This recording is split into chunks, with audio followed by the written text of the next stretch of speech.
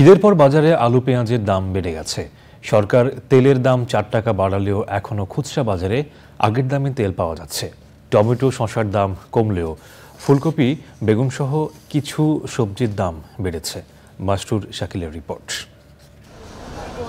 ঈদের পর এখনো পুরোপুরি জমে ওঠেনি রাজধানীর বাজারগুলো। তেলের দাম 4 টাকা বাড়িয়েছে বাণিজ্য মন্ত্রণালয়। পুরনো মজুদ থাকায় এখনো আগের দামে বিক্রি হচ্ছে ভোজ্য তেল। সোয়াবিন তেল এখনো বাজারে আগের রেডি আছে, কারণ আগের রেটে আমার কাছে যতটুকু আছে আমি তো ততক্ষণ পর্যন্ত আগের রেটেই বিক্রি করব। নতুন রেট আসলে পরে দেখা যাবে, নতুন রেটের মাল নতুন রেটে বিক্রি করবো। তবে বেড়ে গেছে পেঁয়াজ ও আলুর দাম।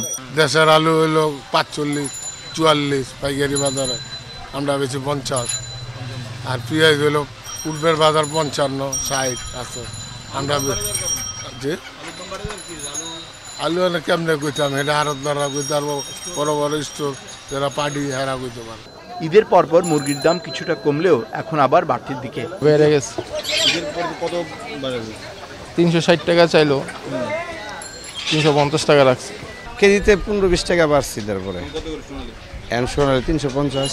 কিছু সবজির দাম কমেছে, গরমে বেড়ে গেছে লেবুর চাহিদা, তাই দামও বেশি। লেবুর দাম বাড়তে, হ্যাঁ।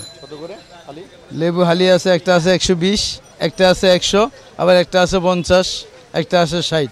প্রাণ জুড়াতে ডাবের পানি পান করতে প্রতিটিতে গুনতে হবে 120 টাকা। ডিমের ডজন 120 টাকা এবং গরুর মাংসের দাম 750 টাকায় অপরিবর্তিত আছে। Masrur Shakil, channel I, Dhaka.